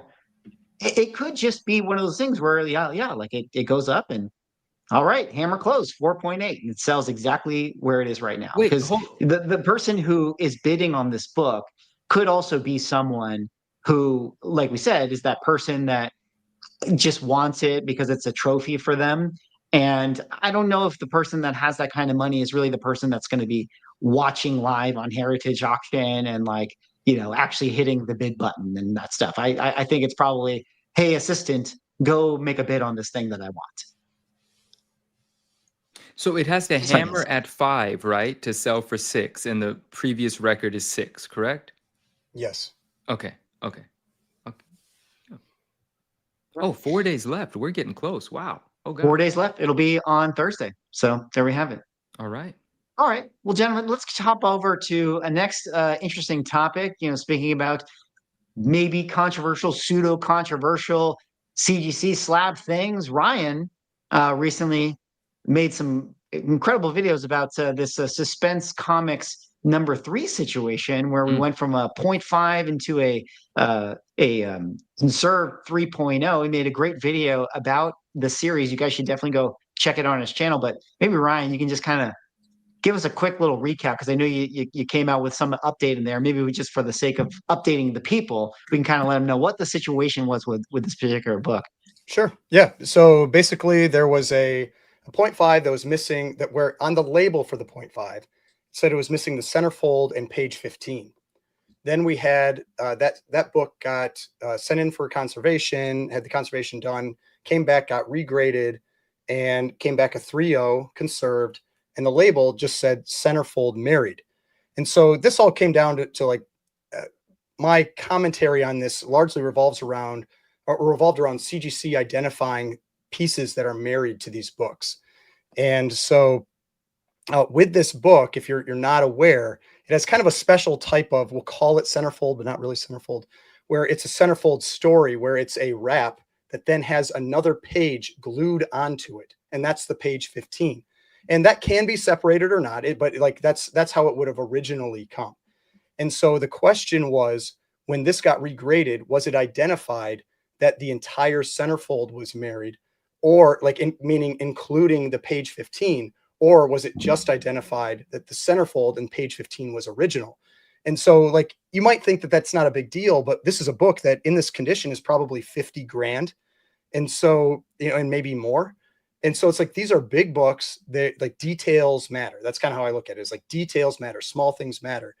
And so after I posted the video, I actually ended up getting to talk to the owner of the book. And I also talked to CGC. And so the owner of the book confirmed that they were able to acquire a centerfold with page 15, and they had that married in, you know, and had the conservation done to it. And then when I talked to CGC, what they told me was that with this book, and this is where the confusion comes in, is that there are 4 ways that they identify this as, or that specific centerfold for this book. It's either pages 15 to 17, centerfold and page 15, centerfold, or 3-page centerfold. All of those are considered valid from CGC. And so the problem is that 3 of those are very similar, you know, that you can, like the page 15 to 17 centerfold and page 15 and 3-page centerfold are all saying the same thing. Centerfold just by itself is ambiguous. And so my suggestion was that is that they just pick one. You know, having a consistent message, I feel, is always good, especially when you're dealing with things like this. But they did confirm that in this case, centerfold meant the centerfold wrap plus page 15. It's just that because those are all part of one story, they consider that part of the centerfold. But yeah, it's this type of like low level detail that you don't have. And so when you have something like this, that's such an expensive book where these small details matter. I think I said in the video I put out today, like, we know CGC has like a lot of these types of details. They have like lists of the manufacturing defects for different books and things like that. And it's like, if they publish something like that, I think that would be a huge amount of demand for that type of information out there, and would be absolutely great to have. But I mean, overall, I think like at the end, the story is that it's all, you know, the book is all there. The centerfold in page 15 is identified as married. It's just that for this case, you have to know that centerfold can mean more than one thing. It could mean centerfold, or it could mean centerfold and page 15. Can I just float something out? I mean, this is the ungraded truth here, you know, and it's often more fun to not know what actually happened and to throw the tinfoil hat on and talk about it. But I know that you can't say because you talked to the person who owns the book, but let me just throw it out there as somebody who's not connected to this person at all. But I don't know, man. When you go to GPA and you look at this book, you can't just find random sales of centerfolds and page 15s and all this stuff. I mean, I know pages are the hottest thing in comic books, but like, you can't just say, oh, I sure would love to replace my page 15 on my Suspense 3. Hey, let me go to the page 15 store and pick it up. Like, like, I'm just doing it for fun, guys. This is just for funsies. I'm He saying said I that he know found the what center book for it came the- from. Like I know what book it came from. He Okay, told me, all so right. I know it's legitimate. All right. Suspense 3 owner, Ryan's friend confirmed. Ryan would defensive bid for this guy in a heartbeat. Yo. Hey, if that book came up for sale, I would be bidding on it. All right. So, Yeah. All right. All right. I just thought that was fun. We just floated out there. It is the ungraded truth. It is. yeah. All no, right. I mean, yeah, it's tough. It's like it's all these little fine details that go with this, and I always think like it'd be ideal if generally things went on the side of more detail. I feel like more detail is always better, but we know that isn't always the stance that gets taken. Like when the notes got taken off the labels and that kind of stuff. Like we know that isn't always the way that things go.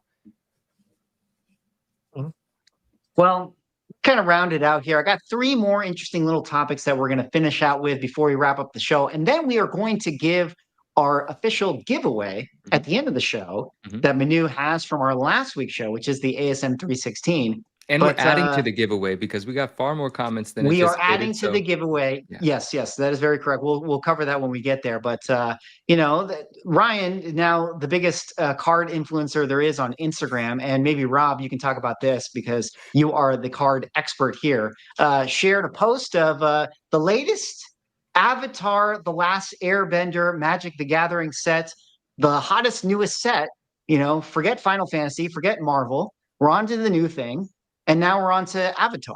And we see that the chase card selling for 10,000, 500, and 20,000. Absolute insane numbers going on in the Magic the Gathering. I would also like to point out that last episode when I talked about the League of Legends card game, those booster boxes are up 66% on my hot tip. So, shilling booster boxes on Swagglehaus. Shilling booster boxes. How many cases did you own before you pumped it on the last live? Listen, okay, I will never disclose. I don't need to disclose. Okay, you look at the terms of service on my eBay store, and I'm allowed to pump up my own items on my own channel. So there you go. But Rob, what do you think about this latest set of Magic the Gathering? What's going on in trading card world, Pokemon, Magic cards? Why is all the money in cards these days? It's always been there. We're always the more exciting, more transactional side of the collectible space. I was actually, I don't want to sidetrack us, but it was interesting to hear at the top when Manu talked about a trading area and Collector Summit, because that's very much a card thing. To see that creep into a comic book space, you don't hear that typically. These crazy short print Magic stuff go absolutely nutty on release, and these ones aren't serial numbered, correct? These are just. I did not see a serial number on them. That's one of the things I was a little surprised about. I think it's like the Soulstone one is not serial numbered, but the assumption is that there's like 100 of them or something. Yeah, I mean these crazy Magic, super short print or the serial numbered stuff just go for an insane amount of money. We've seen that time and time again, especially the Universes Beyond, if it ties to a very collectible property. So I'm a little surprised the Avatar went this strong, but I'm not Avatar is a popular show. Like that's the thing. Like I'm seeing the stuff that's like shows that were really popular. I don't remember when Avatar came out, like 15 years ago, maybe even a little more than that, like the animation. But like, I mean, it feels like it's targeting like the early millennial, kind of age group is what a lot of this stuff is going for. It's like they've got money now and, can't afford a house. So you might as well buy some crazy Aang card. Crazy because I just think that the Magic the Gathering cards, like everyone in Magic, like if you guys know like the culture within Magic, the Magic the Gathering players, like in comic books, have their own adage, which is like, the cards are meant to be played, like all these flippers, or it's like in comics, it's like, the comics are meant to be read, like all these people are buying up these Superman 1s and I want to read my copy of Superman 1, so the people get really mad about it, but the reality, and so those same people are very upset about Magic doing all these crossovers where they're like, oh, here's our Lord of the Rings set, here's our Marvel set, here's our Final Fantasy set, and now Avatar, and soon to be Teenage Mutant Ninja Turtles. But the reality is they just keep selling. Like the numbers are the numbers. Like it's crazy how much these cards are selling. You would never get a chase card in a Magic IP set that came out that, Tarkir or whatever the case is, that are selling for these types of numbers. Because you definitely get the collector side and the people who are fans of the IP coming in and buying up the stuff. And I don't know. I think it's cool, crazy. I mean, maybe if I was trying to just play the game, maybe I'd be upset, but I don't know. This is what, I mean, what you know? I want to see with it is like as time goes on, and I'm talking about like a year, 2 years, 3 years, like if they keep putting out like it's like every time it's like some new one-off new IP, like do those cards end up holding value, or do they, it's like just everybody just jumps to the next thing? I mean, I was surprised how well it's like the black chocobo held its value so far. I think it's been like 3, 4, 5 months, and they're still going for like $8,000. It's like some of those cards are holding so far, and so it'll be interesting to see like long term if they do, or if they just kind of like continue to taper down. Yeah. What do you guys think about all this? Manu, Rob, any other thoughts? Rob? Oh, People like no? Final Fantasy. Yeah. Final Fantasy's great. I mean, they're People picking like good. Final I mean, they're Fantasy. picking good markets. Like Final Fantasy's awesome. Avatar's awesome. Teenage Mutant Ninja Turtles is awesome. I mean, there's a lot of people that'll spend money on this stuff. Yeah, buy Yeah. vintage. Spend some money on vintage. But- Let's show some love to vintage too. It doesn't have to have a number stamped on it. Let's have some fun. Well, Magic will continue to do collabs and interesting stuff, but they need to be careful to not overdo it. Unlike this company right here. Funko Pop is $241 million in debt as it issues a dire warning. Guys, we are, the death toll is ringing for Funko Pop potentially. This company is definitely in trouble here, and I thought that we would just kind of talk about it. I don't know if you guys have too big of thoughts on Funko Pop, but like to me, if I just will kick us off, like the problem with this company, other than the fact that, I'm sorry guys, Funko Pops suck. Like they're lame. Like if you own Funko Pops, I don't know what you're doing. Like go somewhere else on the con floor, buy the other stuff. But like, they just overprinted this stuff, and here's the thing that I'll set up for us to talk about. That's maybe a little more meat on the bone for us to have a conversation about. But I think one of the issues that this company faced is that they paid no attention to the secondary market, meaning they just printed line after line after line. They came out with new IPs and all this stuff, and they really didn't give much, pay much mind to the aftermarket hunt of stuff and how important it is. And I know that this kind of is like, maybe something that's not good to say, how important the speculator market is in the sustainability of your product that you create. Because let's be honest, like if you have a product, a toy line, whatever it is, Labubu's or Magic the Gathering trading cards, like if people are making money doing this stuff, that attracts other people. It just is. Like if there's like, oh, like this person bought this Funko Pop and then they sold it for 10x, like that brings people into that market.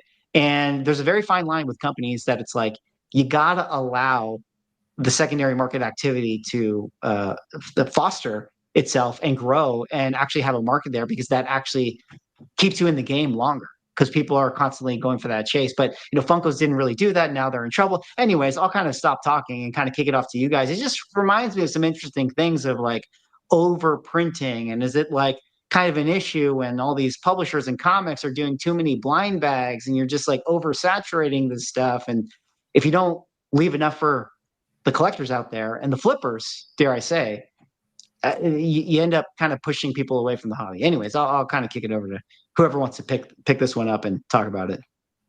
I mean, I'm surprised Funko lasted as long as it did. I mean, I feel like that at least like it says something about the company. Like I would have thought that, like, because when people make comparisons to like Beanie Babies and that kind of thing, like, I mean, Funkos have been out for what, over a decade, maybe something like that.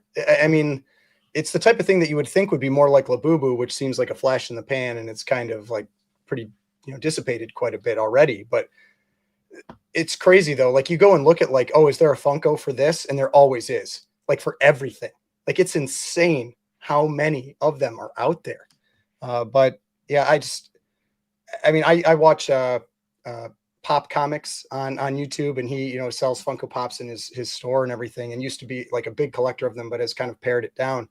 And just like hearing him talk about like the reduced demand for them, it's like it kind of you could see it coming. Like he just said, people just weren't buying them anymore.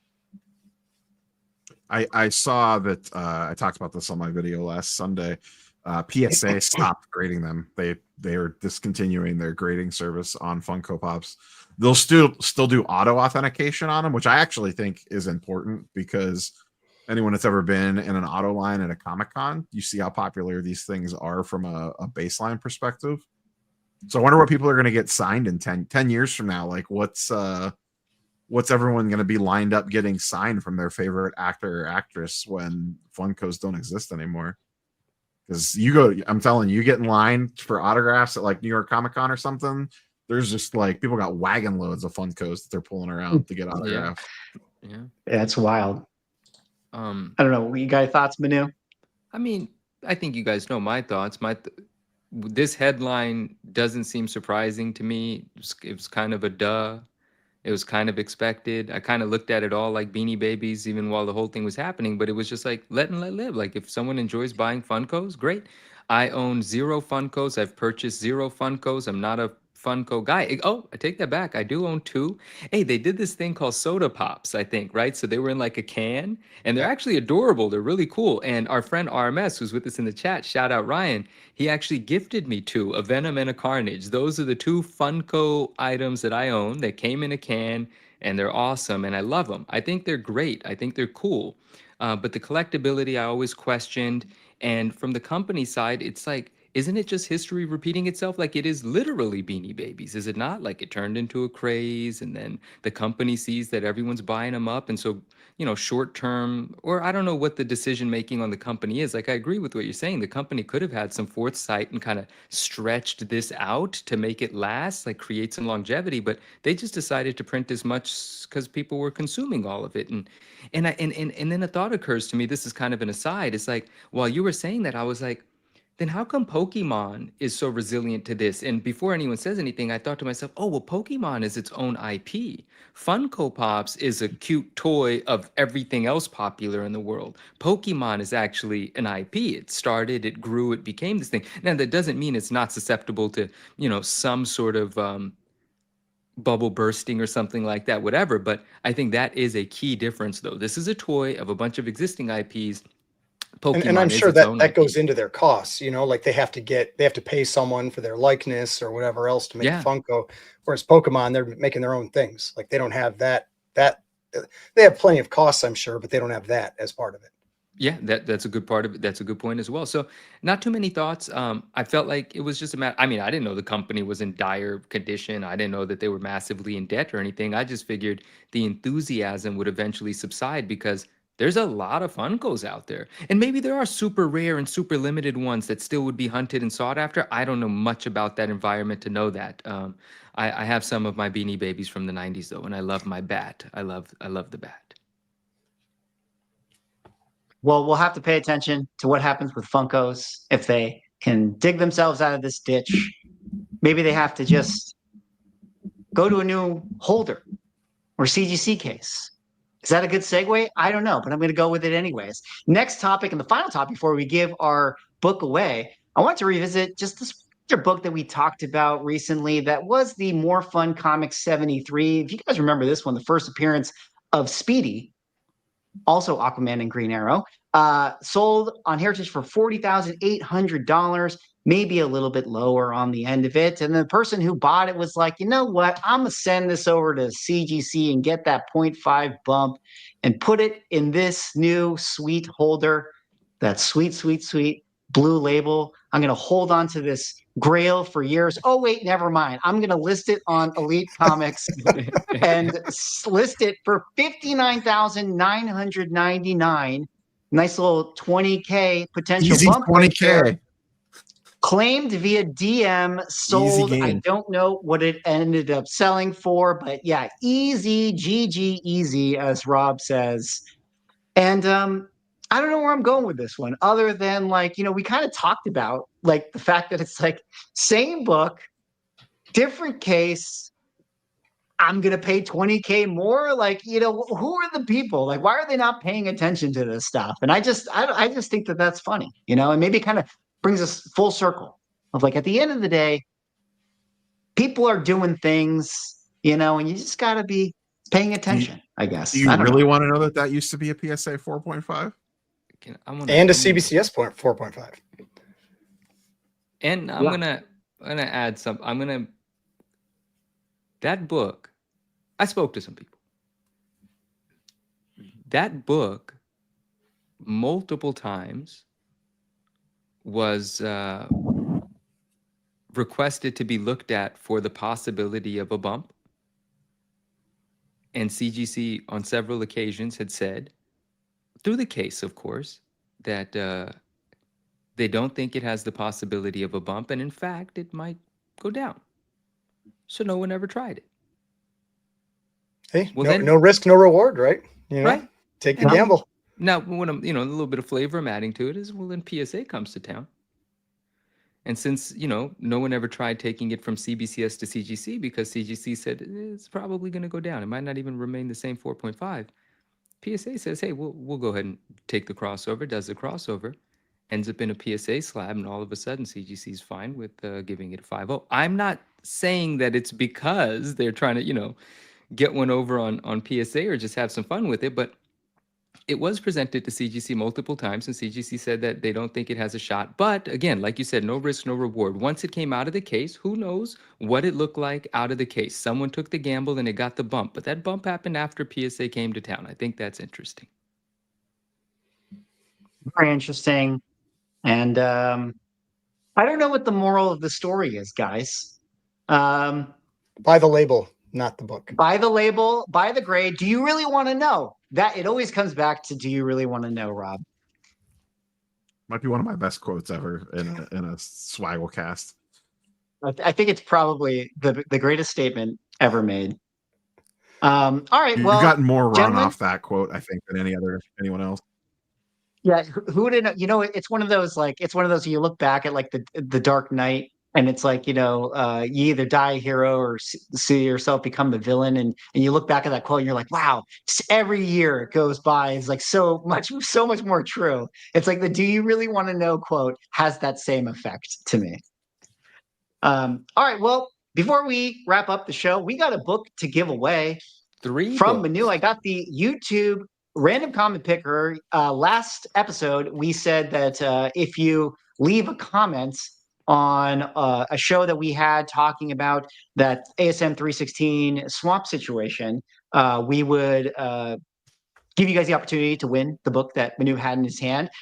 We kind of did it sloppily, so there was like 2 videos of it. So we're going to give away 2 books. We're going to do the one that has the more views as the main grand prize, and then the stream will be the second prize. But Manu, you want to kind of recap what you got given away? And then we'll kind of split this up? Absolutely. So the first giveaway we're doing is off of the 15-minute video, right? The one that was clipped because that one had more comments, right?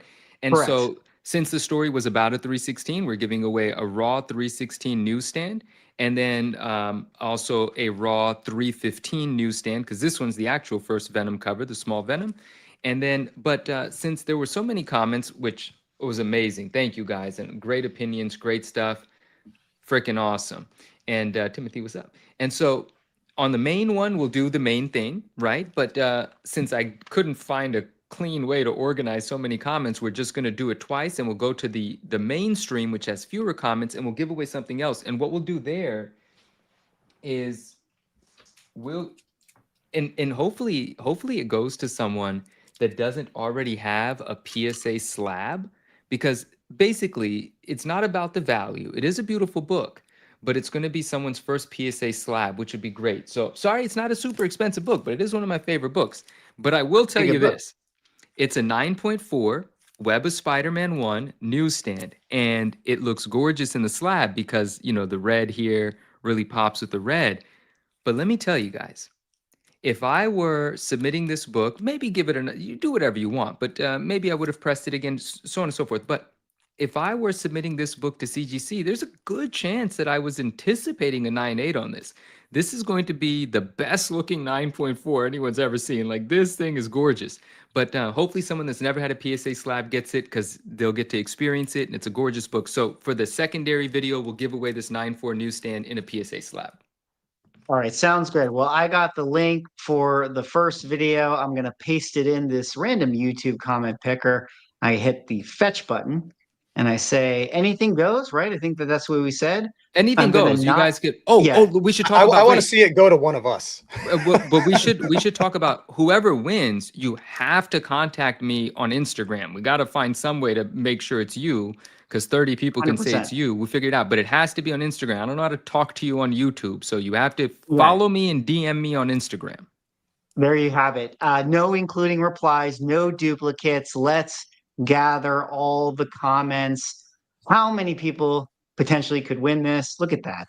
342 potential comments. Thank you, And guys. without further ado, let's pick a winner. What is it going to say? Kenny Nicely 9676 says, this is the type of stuff that keeps me from sending in a stack of keys for grading. Putting the right book with the right grade in a protective case is literally their one job, and they can't even get that right with a face palm.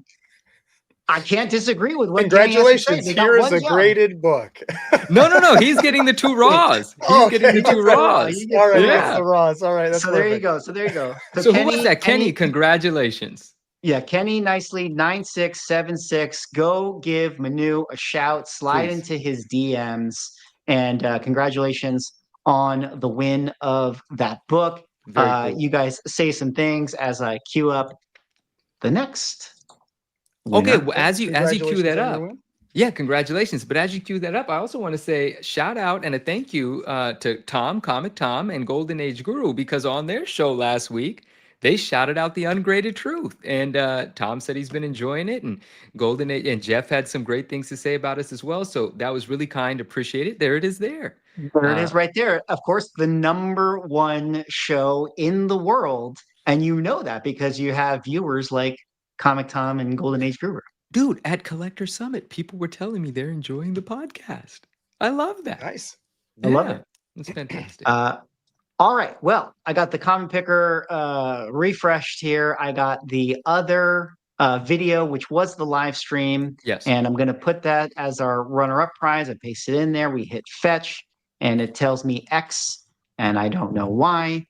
So we're going to refresh it here, and I'm going to do this again, and it tells me X again. Whoa. Keep talking, guys. Keep I wonder- talking. Dead air. Is it possible you can only use it one time? Is it like something like that where it's It like, could be. It could be. Listen, go to a listen, different browser? The Ungraded Truth is not sponsored yet, so I'm not paying for we the can't be paying services. premium prices for this Yeah. stuff? Yeah. We don't. Or super chats. Yeah, it took me 3 episodes to figure out how to make the mic work. Okay, we're figuring things out. You know, Stop trying to make fetch happen. Exactly.